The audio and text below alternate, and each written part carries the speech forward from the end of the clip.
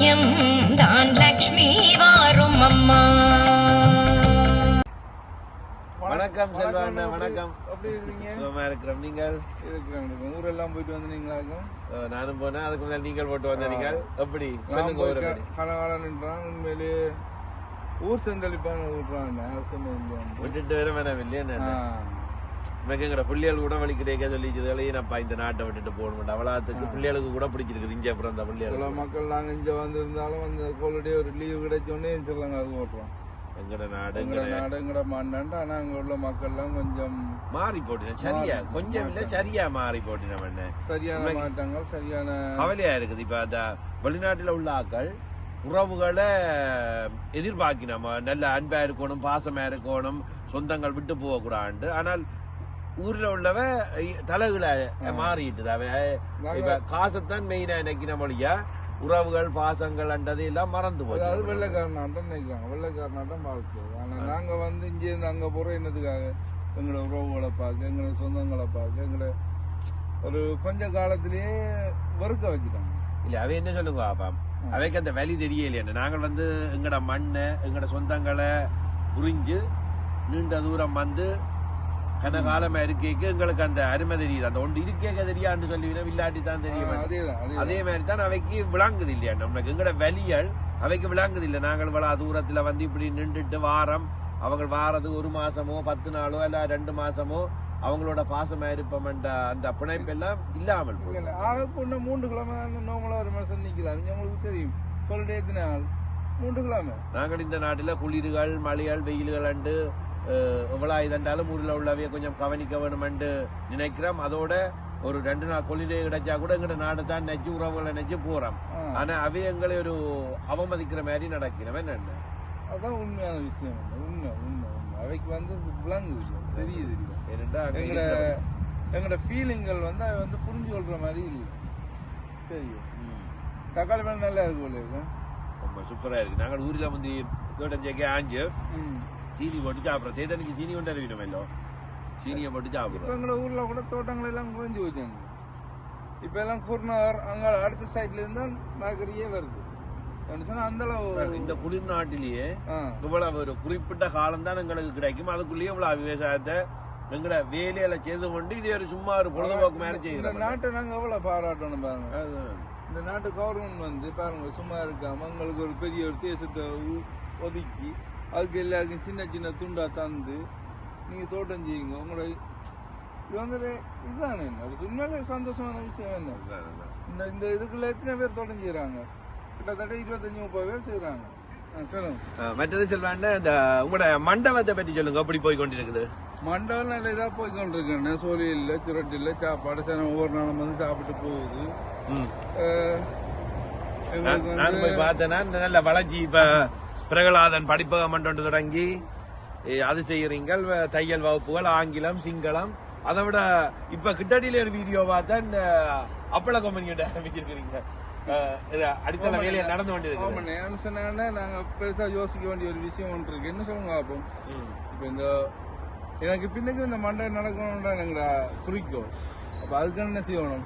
நாங்க அடிப்படையை வந்து தளமாக்குவோம், பலப்படுத்துறோம்னு சொன்னா அதுக்கு வந்து நாங்க ஏதாவது செய்யணும். அது செய்யறதால வேலை வாய்ப்பு மக்கள் வருமே. அந்த சிறு கைத்தொழில் வேலையால் மக்களுக்கு வேலை கொடுக்கறதா போகுது ஒன்று. அதை விட மண்டபத்துக்கு அப்பளம் வந்து ஒவ்வொரு நாளும் எல்லாரும் பாவிக்கிறோம். அதுதான் அது வந்து கூட மண்டபம் மெயினா சைவ மண்டேக்க மண்டபத்துக்கு அதை விலக்கி வேண்டதை விட மண்டபத்துக்கு இப்ப யோசிச்சு ஒவ்வொரு நாளும் உலகம் புல்லா உங்களோட இலங்கையா இருக்கட்டும் இந்தியாவா இருக்கட்டும் உலகம் புல்லா அப்பளம் வந்து டெய்லி பாவிக்கிறோம். அதுதான் சைவமோ மச்சமோ பாவிக்கக்கூடிய உணவு வந்து அப்பளம். அப்ப அந்த அப்பளத்தை வந்து நாங்க மேம்படுத்தினப்ப இப்ப ஸ்ரீலங்கா பொறுத்தவரை இப்ப அப்பளம் வந்து இந்தியன் அப்பளம் தான். அதான் ஸ்ரீலங்கன் அப்பளம் இல்ல. ஏன்னா அது வந்து அழிஞ்சு போய்கொண்டிருக்கிற ஒரு தொழிலா போச்சு. நீங்கள் அந்த அப்பள கொம்பனி திறந்தால் இந்த வேலை வாய்ப்புமாக தான் அங்க வேலை செய்யறவங்க உங்களோட மண்டபத்திலேயே ஃப்ரீயா சாப்பிடலாம். இல்ல அதான் அப்படி ஃப்ரீயா சாப்பிட்டு அவைக்கு அந்த சம்பளம் ஆகுது. உங்களுக்கும் அதால ஒரு பிரயோசனம் இருக்குது. அதால மக்களுக்கு நிறைய பிரயோசனம் இருக்குது. எல்லாருக்கும் பிரயோசனமான ஒரு விஷயம். இப்ப நாம வந்து அதுல தான் தெரிவு செய்து பார்த்து யோசிச்சு தெரிவு செய்து செய்யறோம். சொன்னா என்னன்னு சொன்னால் எல்லாருக்கும் வந்து என்ன பிரச்சனைன்னு சொன்னா இதுதான் இதே பாருங்க என்ன கோவாக்க முந்திய அந்த சும்மா வேலியல் வளர பாடையாத மிஞ்ச பாருங்க பயிரா செய்கிறோம் என்ன நாங்கள் எப்படி இருக்கேன்.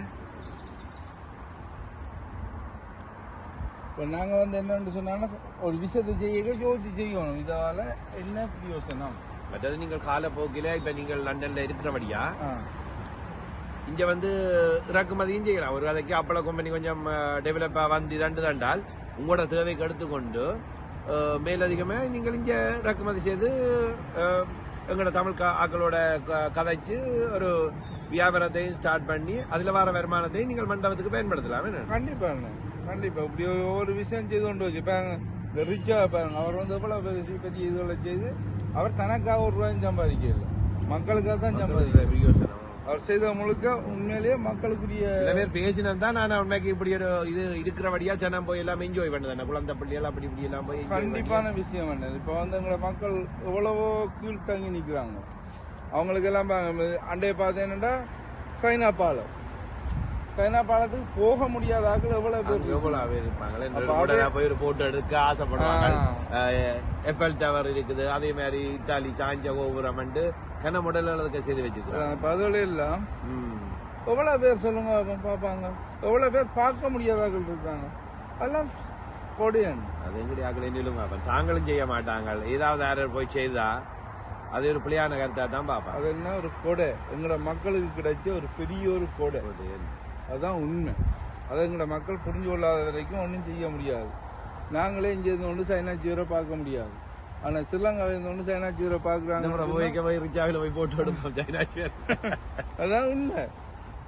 ஏன்னு சொன்னா அதுக்காண்டி மேற்கட்டு போகலுமா உலக 7 அதிசயத்தையும் அங்க உருவாக்கி வச்சிருக்காங்க.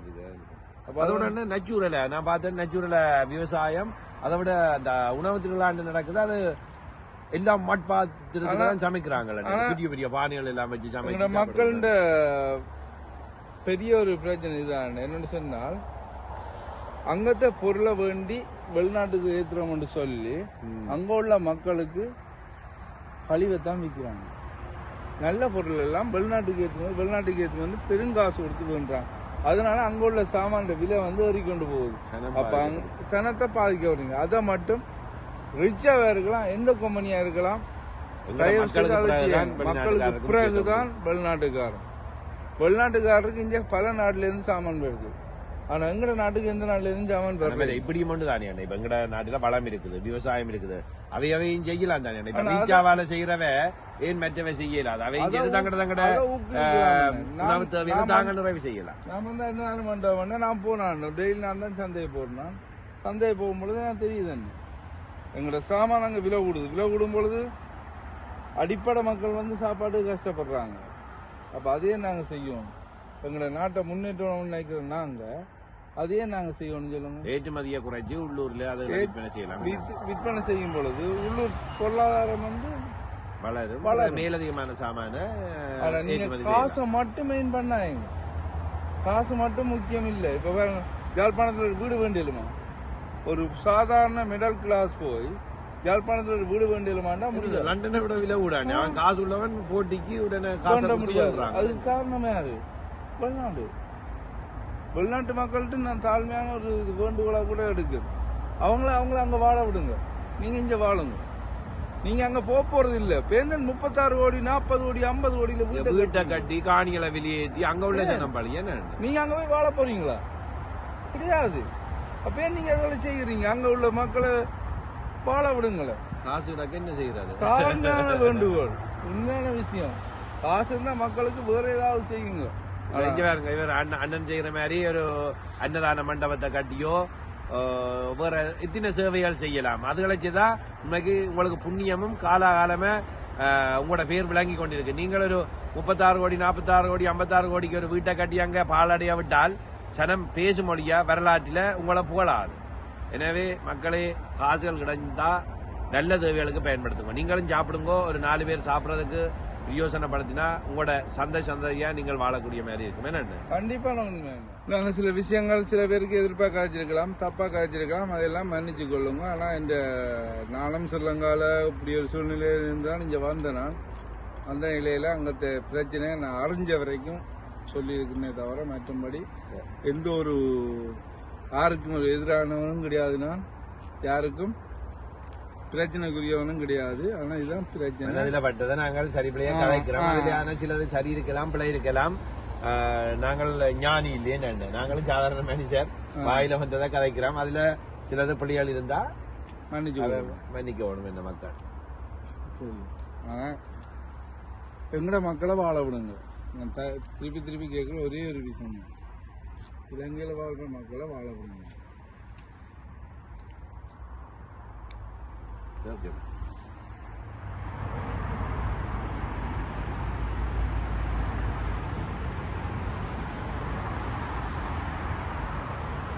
அந்த கனடாக்காக போச்சுன்னு தானே விசிட் விசாவோ என்ன டூரிஸ்ட் விசா, அது என்ன மாதிரி இப்ப போய் கொண்டிருக்கு? அது ஒரு முக்கியமான விஷயம் தான், அது உங்களுக்கு கண்டிப்பா சொல்லணும். அநியாயமா ஜனம் வந்து சொத்துக்களை வித்து, நகைகளை வித்து, பூமியை வித்து, எல்லாத்தையும் வித்து கனடாவுக்கு ஓடிச்சு சொல்லுவாங்க. உண்மையிலே சரியான கவலைக்குரிய விஷயம். கனடா அரசாங்கம் வந்து எந்த விதமான ஒரு திட்டங்களும் இல்லை. ஏன்னு சொன்னால் அவைக்கு வந்து இப்போ சொல்லியிருக்கிறாங்க ஒர்க் பெர்மிட்டை நிப்பாட்ட போகிறாங்க. ஒர்க் பெர்மிட் இல்லைன்றாங்க. இனி வார வரைக்கும் ஒர்க் பெர்மிட் கிடையாது. இப்போ ஐசூல் அடித்தாங்கன்னா 2-3 வருஷம் இருந்து உழைக்கலாம் நார்மலாக. ஏன்னா அந்த ஐசூல் முடிவு வேறு வரைக்கும் 2 உழைக்கக்கூடிய ஒரு சந்தர்ப்பம் ஒன்று இருந்தது கனடாவில். இப்போ ஒர்க் பெர்மிட்டை நிப்பாட்டிட்டாங்கன்னு சொன்னால் அந்த சந்தர்ப்பம் இல்லை. அப்போ சனம் போய் கனடாவை பொறுத்த மட்டும் அப்போ இப்போ போன வேண்டிய நிலைமை இந்த மாதிரி போன வேண்டிய நிலைமைன்னா ஐசூல் அடித்த வைக்க கொஞ்சம் பரவாயில்லை, ஏன்னா கொஞ்சம் வேணா உழைச்சி கொண்டு வரலாம். மற்ற அடிக்காம இன்னும் காத்து பிளானை போட்டு வெயிட் பண்ற வந்து நாடுதான். ஆனா வேற திட்டம் இல்லை. நாங்கள் இப்ப வெளிநாட்டுக்கு வாராக்களை விராதையும் கொண்டு வேணா தப்ப ஏன் அப்ப நீங்கள் போனீங்களான்னு கேட்பீங்களான்னு கேட்பினோம். ஆனா நாங்கள் வந்த நிலைமை வேறு என்னென்ன போராட்ட சூழல் அங்க இருக்கலான்ட்டு வந்த நாங்கள். இப்ப உண்மைக்கு நாடுங்கிற நாடு நல்ல வளமையா இருக்குது, இன்னும் தொழிலும் செய்யலாம், முன்னேறலாம். ஏன் இப்படி வந்து கஷ்டப்படுகிறோம்னு ஏன் என்ன உண்மையான விஷயம் என்ன, நாங்க வந்த காலத்துல வந்து ஒன்று போராட்ட சூழ்நிலை. நாங்கள் எல்லாருமே போராட்டத்தை வச்சு தான் இந்த விசா எடுத்து வச்சிருக்கிறோம். போராட்ட சூழ்நிலை. 2வது நாங்கள் இருந்த நிலை வறுமைக்கோடு. 3வது நாங்கள் எங்களோட பிரச்சனை வந்து பார்த்தோம்னு சொன்னால் வெளிநாட்டு ஆசை. வெளிநாட்டு ஆசைன்னு வந்து இந்த உக்ரைன் ரோட்ல வந்து எவ்வளவு ரைசியா உக்ரைன் ரோட்ல வந்து எவ்வளவு சனம் செத்து போச்சுன்னு உண்மையான விஷயம். போட்டுகள்ல வந்து பாதிக்கப்பட்டு எவ்வளவு கஷ்டப்படுதான் இங்க வார எல்லாம் ஈஸியா வந்து சேர இல்லை. இப்ப இந்த கனடா காமிச்சத புண்ணியம் என்னவோ கொஞ்சம் பேர் ஈஸியா போச்சு இருந்துட்டோம். நல்ல விஷயம். ஆனா எந்த நாட்டுக்கு போறோம்னாலும் உங்களோட சொத்துக்களை வித்து போகாதீங்க. கையில காசு இருந்தா ஒரு முயற்சி ஒன்று செய்யலாம், வந்துட்டு விருப்பம் இல்லாட்டிலும் போய் நிற்கலாம். ஆனா அந்த காசு இல்லாதாக்கள் அதை வித்து இதுன்றதோட அந்த காசை அது மங்கட நாட்டு நல்ல இது இருக்குன்னா பேங்க்ல காசை போட்டீங்களா வட்டி வளரும். அந்த அந்த அப்படியான இவ்வளவு பெரிய தொகைகளை பேங்க்ல போட்டு அந்த வட்டி காசுலயே வாழலாம். உண்மையா அதான் நான் சொல்ல வர ஒரே ஒரு விஷயம், கண்டிப்பான முக்கியமான விஷயம். உங்களோட இலங்கை மக்களே, நாங்கள் தமிழ் பேசுகிற எங்களோட இனமே, நாங்கள் வந்து சரியான ஒரு கஷ்டத்துக்கு இருந்து வந்திருக்கிறோம். இப்போ சின்ன சின்ன ஆக்கள ஆசை வார்த்தைகளை கேட்டு, ஆசை வசனங்களை கேட்டு, அம்மாவை போய் பிடிச்சி அப்பாவை போய் பிடிச்சி சொத்தை விற்று கனடாவை போவோம், பிரான்ஸுக்கு போவோம், லண்டனுக்கு போவோம்னு சொல்லி வலிக்கிட்டு வந்து ரோட்டில் நிற்காதீங்க. எங்கட காலத்தில் இங்கே வந்து 100க்கு 90% ஐசூல் தான். இப்போ வந்து 100க்கு 10% தான் ஐசூல் தரான். 10%க்கும் சரியாக கஷ்டப்பட வேண்டியிருக்கு. இப்போ அதால் நீங்கள் வந்து யோசிச்சு வாங்க. சொத்தை விற்று வராங்க, தயவு செய்து சொத்தை பூமியை விற்று வராங்க. ஏன்னா அது உங்களுக்கு கிடைச்ச வரும். முடிஞ்சா வேண்டுங்க, ஆனால் விற்காதுங்க. ஏன்னா அது வந்து உங்களுக்கு உங்களோட சந்ததிக்கே அது ஒரு பாலம். ஏன்னா அப்படித்தானே நீங்கள் சொல்றீங்க. அது இருந்தாதால பரம்பரை பரம்பரையா வாழலாம். இப்போ இந்த போராட்டத்தால் சிங்கள மக்கள் பாதிக்கப்பட்டிருக்காங்க, தமிழ் மக்கள் பாதிக்கப்பட்டிருக்காங்க, முஸ்லீம் மக்கள் பாதிக்கப்பட்டிருக்காங்க. எல்லாருக்கும் தான் பாதிப்பு. எங்களுக்கு மட்டும் பாதிப்புன்னு நினைச்சோம்னு சொன்னால் அது இல்லை. எல்லாரும் பாதிக்கப்பட்டிருக்கோம், எல்லாரும் கஷ்டப்பட்டிருக்கிறோம். அண்டே பார்த்து நான் கொழம்புல அந்த நேவி செத்த வீரர்களை இன்னும் பார்க்கும் பொழுதே கவலையாக இருக்கு. ஆனால் அவன்கிட்ட அதுவும் உயிர் தானே. எல்லா உயிர் தான். அப்படியே எல்லாம் பாவங்கள்லாம் எல்லாம் எல்லாம் எவ்வளவோ கஷ்டத்தை மிஞ்சி இந்த நாடு வந்து ஒரு நிலைக்கு வந்திருக்கு. அந்த நாட்டை கட்டி உருவாக்குவோம். அதை விட்டுட்டு நாங்கள் அடுத்த கட்ட கேள்வி ஒன்று இருக்கு, நீங்கள் கேட்கலன்னு நான் இருந்தாலும் சொல்கிறேன். ஏன் இப்போ நாங்கள் இலங்கையில் வாழக்கூடாதுன்னு சொன்னால், எங்கட பிள்ளைகள் பிறந்தது வெளிநாட்டில், அந்த பிள்ளைகள் இலங்கைக்கு போனால் அது அந்நிய நாடு. ஏன்னா அவங்க பிறந்து வளர்ந்து படித்ததுலேருந்து ஃப்ரெண்ட்லேருந்து எல்லாமே இந்த நாடு. அப்போ அவங்க இலங்கையில் வாழ முடியுமோ? வந்து மாட்டுப்பட்டு போனவே நீங்கள் தான் எங்கட அதான் பிள்ளைகளுக்காக வாழ்ந்தான் ஆகணும். அதுதான் உண்மை. எல்லாருக்கும் தெரியும். வெளிநாட்டில் வந்து இப்போ யூடியூப் சேனலில் பார்க்குற முழு பேருக்கும் இந்த உண்மை கண்டிப்பாக விளங்கும். இதுதான் உண்மையான விஷயம். ஆசை இருந்தாலும் பிள்ளைகளின் ஃபியூச்சருக்காக நீங்கள் இருக்கத்தான் முடியும். ஏன்னா பிள்ளைகள் அங்கே வந்தால் பிள்ளைகள் திருப்பி அடிமையாகும்.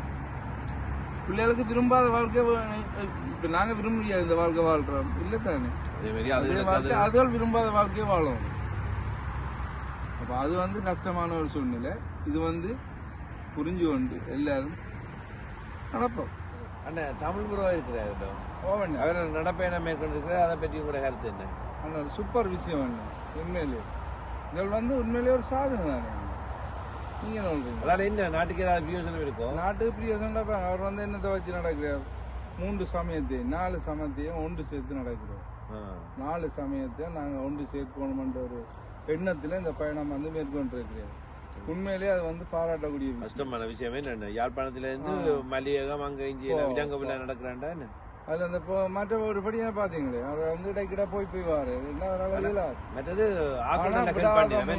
விடாத முயற்சி முடிப்பினோம். எனக்கு நம்பிக்கை இருக்கு. ஏன்னு சொன்னா அந்த அளவு ஆதரவு இருக்கு. நம்ம வந்து உற்சாகம் கொடுத்து கொண்டே இருக்கு. இப்ப எல்லாரும் தான் இதுல வந்து மத வேறுபாடு பிரதேச மொழியும் வேறுபாடு இல்லாமல் ஆதரவு கொடுத்து கொண்டு இருக்குங்க. எல்லாருக்கும் நன்றி. ஏன்னா உண்மையிலே சூப்பர். என்ன வாழ்த்துக்கள் தமிழ் ப்ரோ. வாழ்த்துக்கள் வாழ்த்துக்கள் தமிழ்.